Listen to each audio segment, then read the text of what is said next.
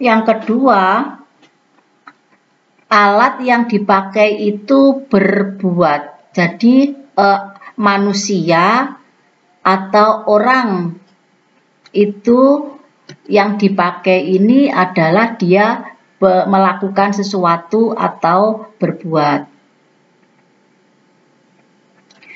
Kemudian alat yang dipakai itu tidak dapat dipertanggungjawabkan. Jadi orang yang disuruh melakukan tadi dia tidak mampu bertanggung jawab.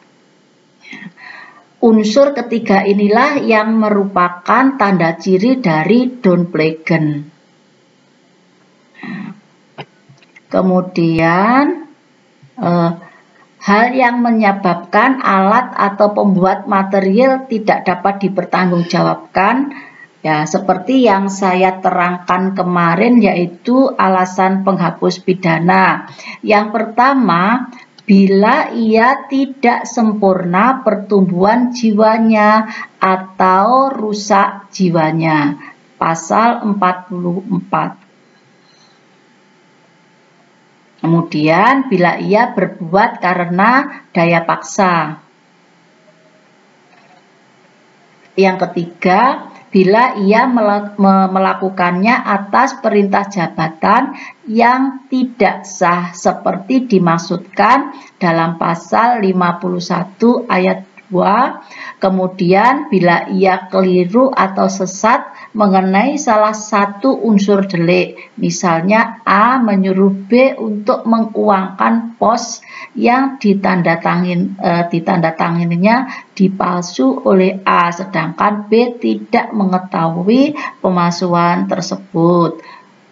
Kemudian bila ia tidak mempunyai maksud seperti yang diisyaratkan untuk kejahatan tersebut dalam undang-undang. Misalnya A menyuruh B ini seorang kuli untuk mengambil barang dari suatu tempat.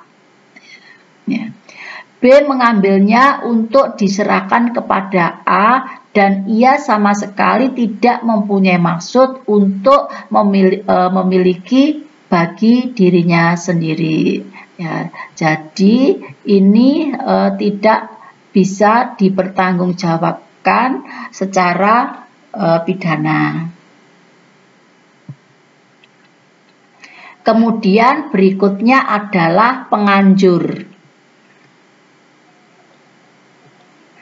yaitu orang yang menggerakkan orang lain untuk melakukan suatu tindak pidana dengan menggunakan sarana-sarana yang ditentukan oleh undang-undang secara limitatif. Jadi cara-caranya sudah ditentukan secara limitatif dalam undang-undang, yaitu yang pertama, memberi atau menjanjikan sesuatu, menyalahgunakan kekuasaan atau martabat, kekerasan, ancaman atau penyesatan dengan memberi kesempatan, sarana atau keterangan.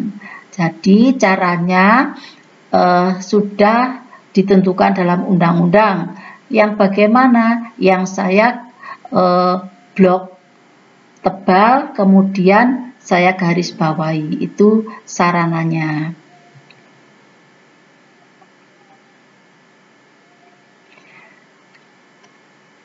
Perbedaan antara penganjuran dan menyuruh lakukan. Yang pertama, penganjuran ini menggerakkannya dengan sarana-sarana tertentu, yaitu secara limitatif sudah diatur dalam undang-undang. Nah, pembuat material dapat dipertanggungjawabkan. Ya. Yang disuruh ini orangnya dapat dipertanggungjawabkan. Sedangkan menyuruh lakukan, sarana menggerakkannya tidak ditentukan secara limitatif. Kemudian pembuat material tidak dapat dipertanggungjawabkan. Nah, itu perbedaan antara penganjuran dan menyuruh lakukan.